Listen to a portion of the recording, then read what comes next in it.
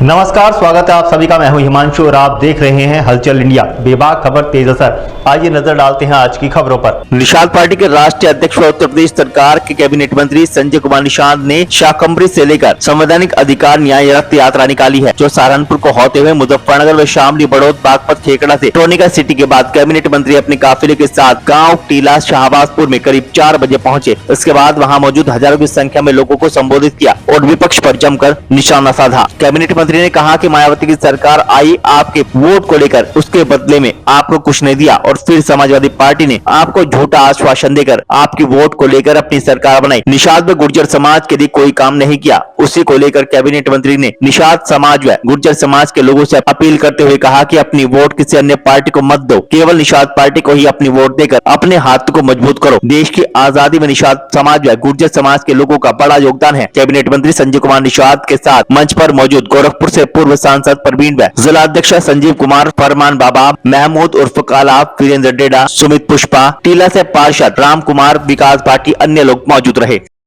अधिकार यात्रा लेकर, संवैधानिक अधिकार यात्रा, क्या कहेंगे? संविधान में बहुत अधिकार दिए गए हैं। उसमें सबसे बड़ा जो अधिकार है वोट डालने का, वोट डालने का अधिकार है। वोट डालकर अपनी मूलभूत सुविधाएं प्राप्त करने का अधिकार है। कमज़ोरों को सबल बनने का अधिकार है और बड़े लोगों को, मजबूत लोगों को, कमज़ोर लोगों को मदद करने का अधिकार है। इसलिए लोग टैक्स देते हैं। सर, आज आप उत्तर प्रदेश सरकार में मंत्री और उत्तर प्रदेश के सहारनपुर से आपने संवैधानिक अधिकार यात्रा शुरू की। कारण क्या है कि आपने सहारनपुर को चुना? देखिए, एक मछुआ समुदाय जो उसकी आबादी 18% है, गुर्जर समुदाय है जो राजा मीर भोज का जो वंशज है, ये निषाद राज का वंशज है, राष्ट्रवादी लोग हैं। पहले हाईवे नहीं था, सड़कें थी, उसके आधार पर इन लोगों ने अंग्रेज़ों को मारकर भगाया है। अंग्रेज़ों ने इन्हें क्रिमिनल कास्ट घोषित किया है। इन्होंने देश को आज़ाद कराने के लिए लड़ाइयाँ लड़ी हैं।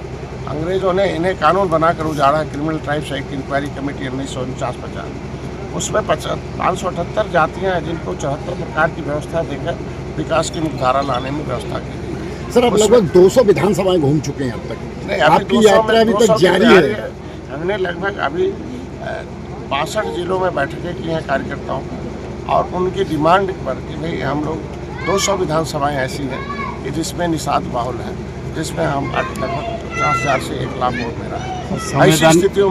ऐसी स्थितियों में इनका संविधान में मिला हक 1931 से लेकर एक तक जो है 1991 तक अनुसूचित जाति की सूची में गिनती होती थी तुरैया मझवार में, और इनको प्रमाण पत्र भी मिलता था। लेकिन 91 में इन्हें ओबीसी में डाल दिया गैर संवैधानिक ढंग से।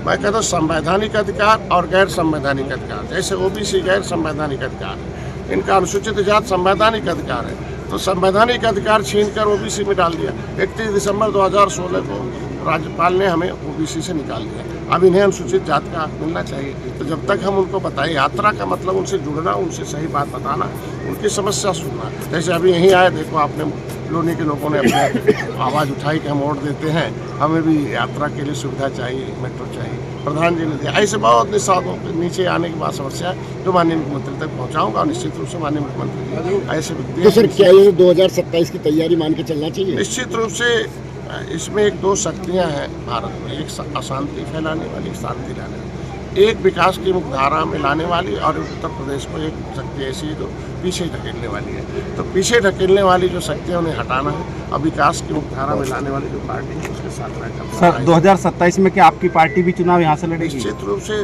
लोनी जैसे विधानसभा में हमारा 60-70 हज़ार के आसपास कश्यप और कश्यप रहते हैं, गुर्जर, इनकी दोनों की समस्या एक ही है। जाट गुर्जरों की प्रजापति हैं, देवर है, ऐसे लोग हैं जिनकी समस्या एक ही है। समस्या का समाधान सदन से ही दूर होगा। तो जब तक दोनों के लोग सदन नहीं जाएंगे और इनकी बिरादरी है, इनके समाज के लोग नहीं जाएंगे तो उनकी समस्या कैसे होगी? तो सर, हम क्या मान के चलें, जिस तरह से उपचुनाव में आपको सीट नहीं मिली, तो आप अपनी ताकत दिखाना चाहते हैं? नहीं, ताकत नहीं दिखाना चाहते हम। हमारे लोग ऐसे ही ताकतवर हैं, मार्शल कौम है, अंग्रेजों ने बोल रखा है, वोट देने का अधिकार है। हम लोग जिसके साथ रहते हैं, मर्यादा पुरुषोत्तम भगवान राम के आत्मा सखा निषाद राज के वंशज हैं। हम लोग मर्यादित लोग हैं, जिसके साथ रहते हैं, मित्रता के साथ रहते हैं। हम पहले भी थे, आज भी हैं। अब कल भी रहेंगे हम लोग इस देश में। अब तो चला है आपसे विदा लेने का, कल फिर होंगे हाजिर कुछ नई और ताज़ा खबरों के साथ। तब तक के लिए दीजिए हमें इजाजत। नमस्कार। हमारे YouTube और Facebook चैनल को फॉलो और सब्सक्राइब करना ना भूलें।